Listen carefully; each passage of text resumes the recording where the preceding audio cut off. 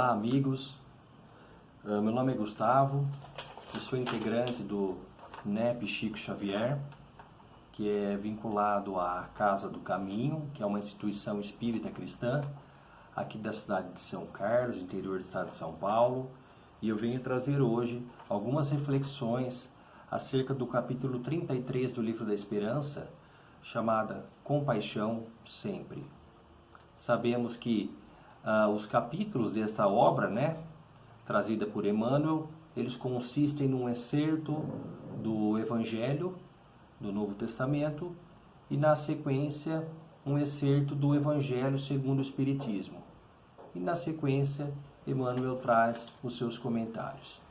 Então, iniciemos pela leitura desses excertos, depois os comentários de Emmanuel, e aí, ao final, trarei as reflexões para que nós possamos fazer a respeito dessa obra. O excerto do Evangelho de Lucas está no capítulo 6, versículo 37, e, na verdade, é a respeito a uma fala de Jesus, em que Jesus disse o seguinte: não julgueis e não sereis julgados, não condeneis e não sereis condenados, soltai e soltar-vos-á. Na sequência, o excerto do Evangelho segundo o Espiritismo está no capítulo 12, item 10.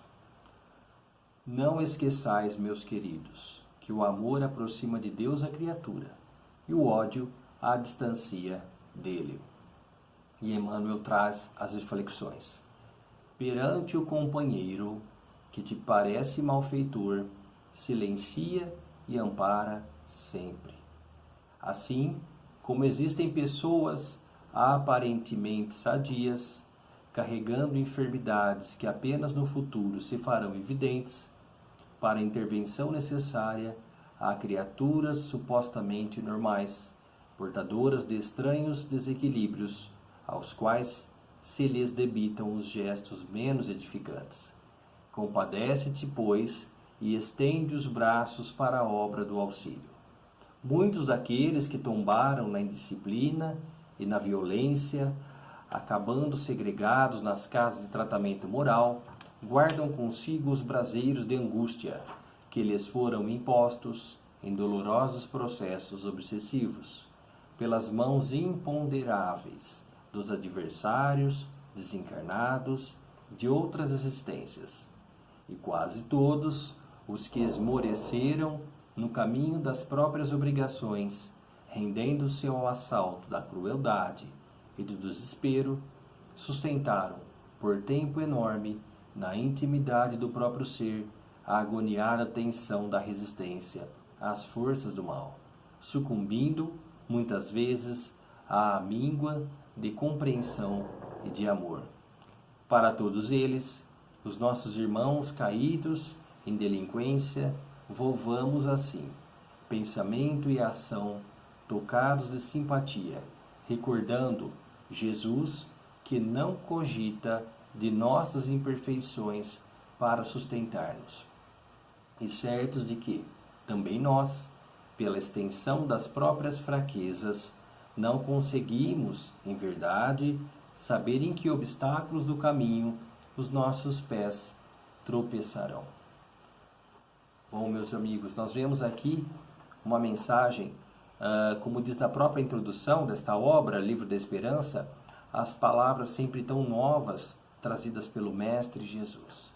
E aqui, trazidas as reflexões de Emmanuel acerca dessas máximas, essas colocações do Cristo, o nosso Mestre, o nosso guia e modelo.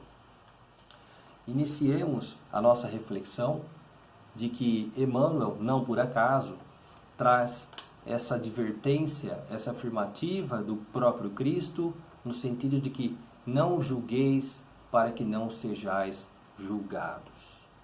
Sabemos todos que, infelizmente, no estágio evolutivo em que nós nos encontramos, nós trazemos conosco ainda verdadeiras máculas, verdadeiras imperfeições.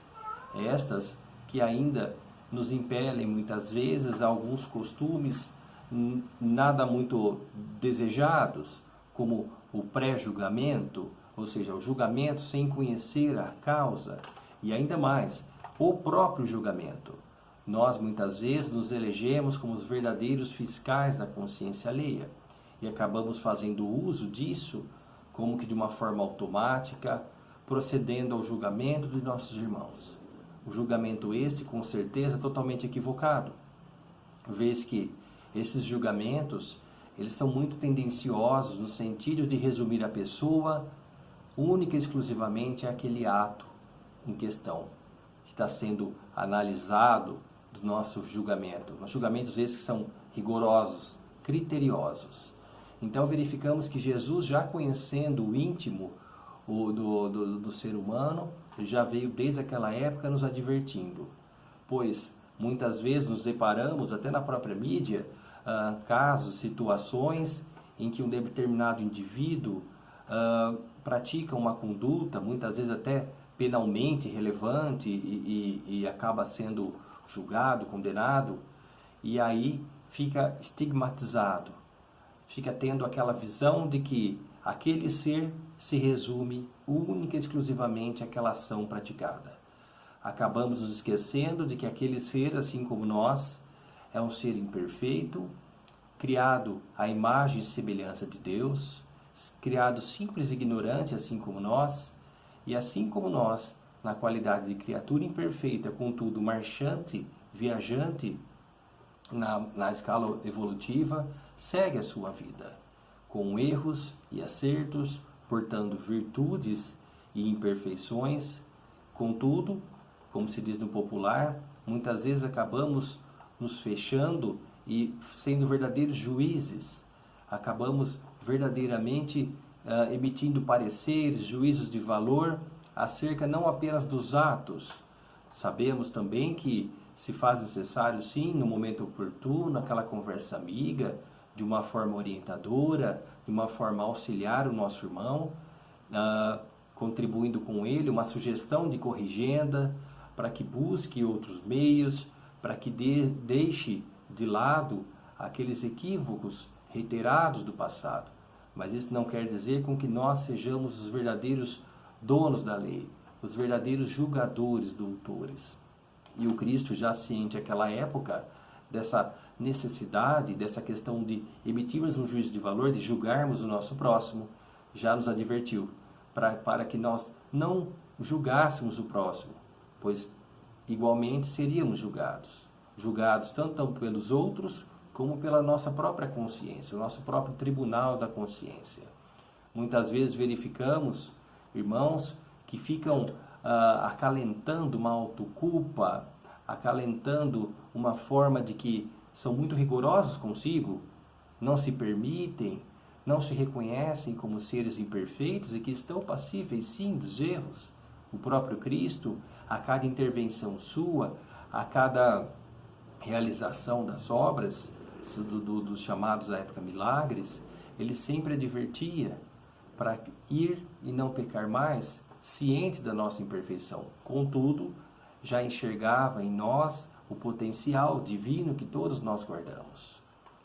E por isso, nessa mesma passagem, o Cristo pede para que não julguemos, para que não condenemos, e nos manda para que soltemos. Soltai e soltar-vos-á. Porque sabemos que, do contrário, a mesma medida que se nos utilizamos para medir para o julgamento do próximo, será utilizada para conosco. E na sequência, no Evangelho segundo o Espiritismo, nós temos uma passagem trazida, na qual Fénelon nos traz, está no capítulo 12, no que diz: amai os vossos inimigos. E fala: não esqueçais, meus queridos filhos, que o amor aproxima de Deus a criatura, e o ódio a distancia dele. Sabemos que, quando realizado um julgamento, quando não nos compadecemos com o nosso próximo, vez que paixão, ou seja, a compaixão, paixão nós sabemos que é uma palavra em que um dos seus significados, um dos seus sinônimos, se diz o sofrimento.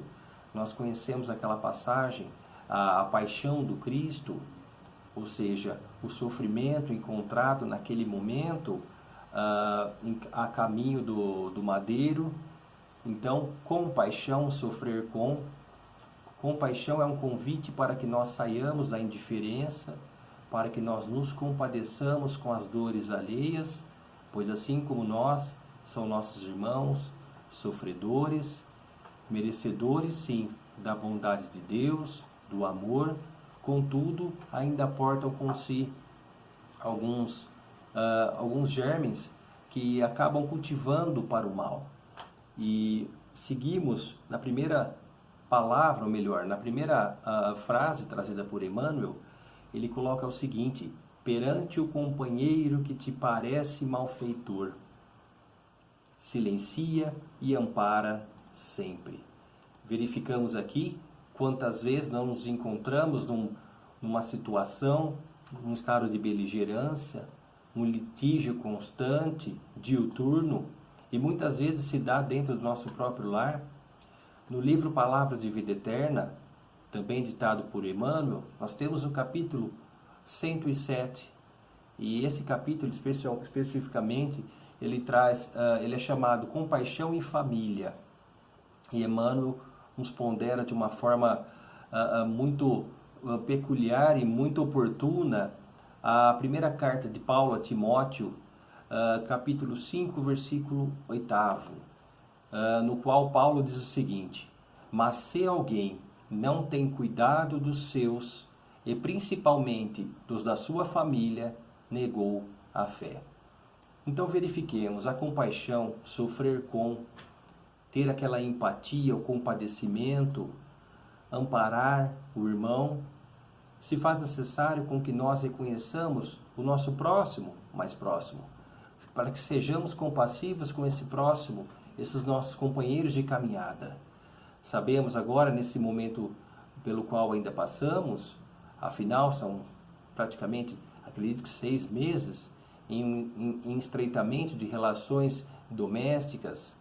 E aí, Emmanuel nos traz essa mensagem muito oportuna, e ele nos traz, na sequência, dizendo o seguinte, nesse livro, Palavras de Vida Eterna: descarregam primorosa mensagem nas assembleias, exortando o povo à compaixão, bordam conceitos e citações, a fim de que a brandura seja lembrada. Entretanto, no instituto doméstico, são carrascos de sorriso na boca.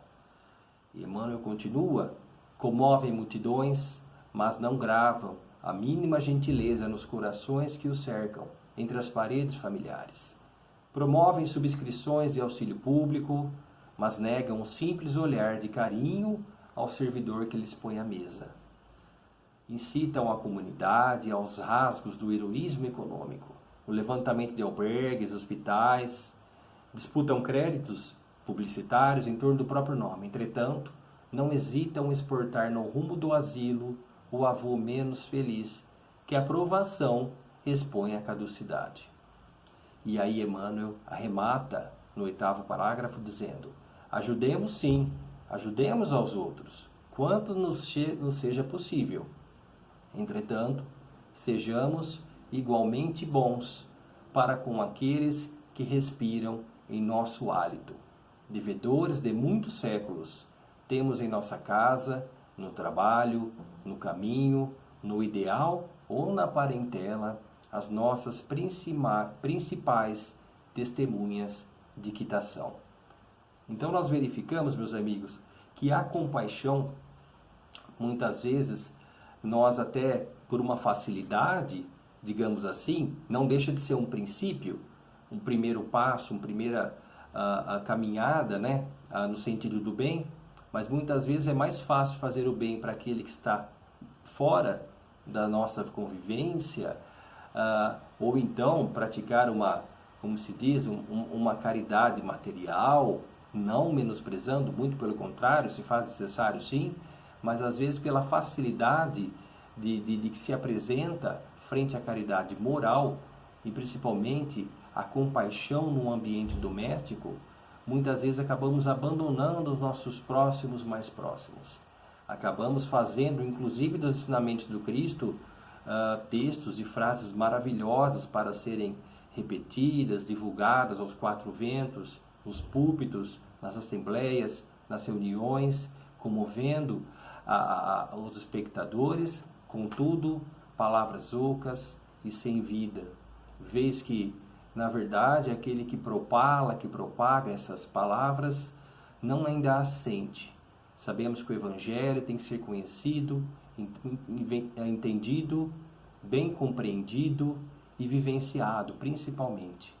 Afinal, sabemos que o ide e pregai, na verdade, se dá com o ânimo de que nós, pelas nossas vivências, os nossos exemplos e ações, preguemos o Evangelho, assim como o Cristo fazia em suas ações, e, se necessário, usar palavras.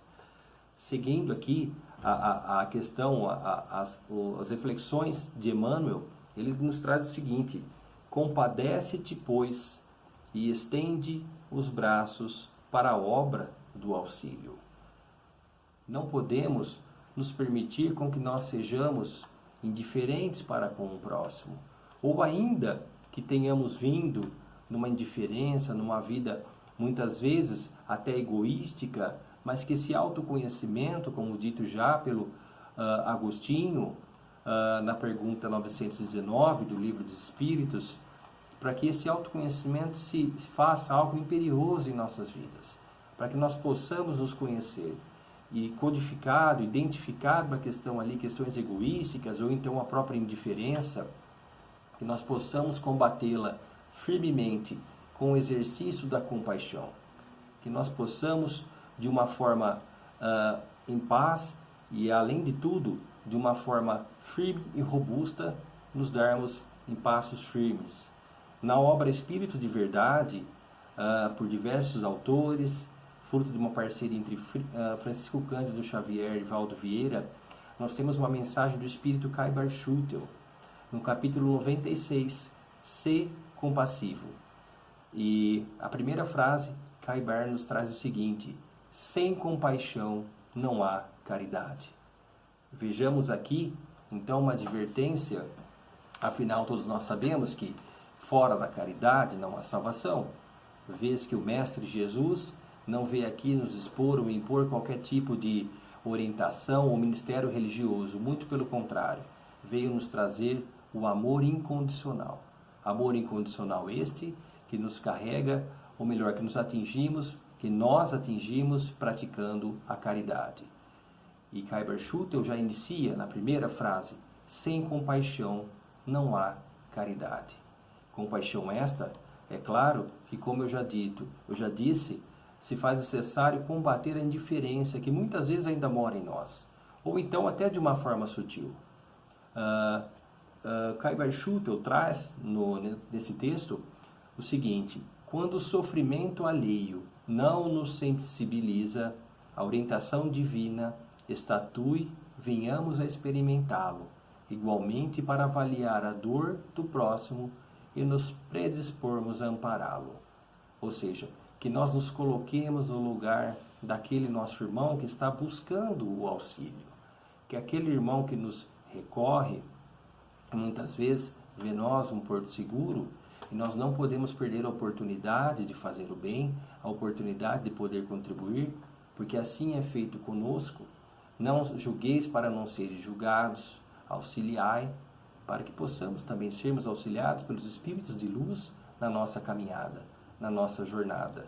Nós verificamos então que Kaibar Schutel traz essa mensagem tão necessária em complemento ao estudo de hoje. E se faz necessário com que a compaixão, ou seja, o sofrer com, ele seja vivenciado por nós. Pois, do contrário, se nós continuarmos sendo indiferentes com a dor alheia, nós receberemos indiferença. Não somente pela lei de causa e efeito, mas porque aqueles irmãos com que nós não nos importamos com eles, muitas vezes pode assimilar esse nosso comportamento como se fosse um verdadeiro espelho.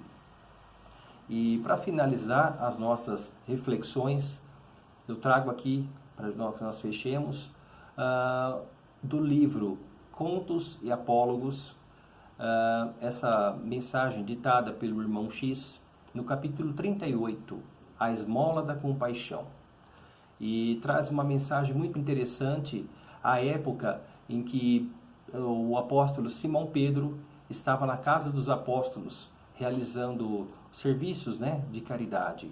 E aí numa sala, Simão Pedro sempre atendia, muito prestimoso, a todos aqueles que fossem ali, né?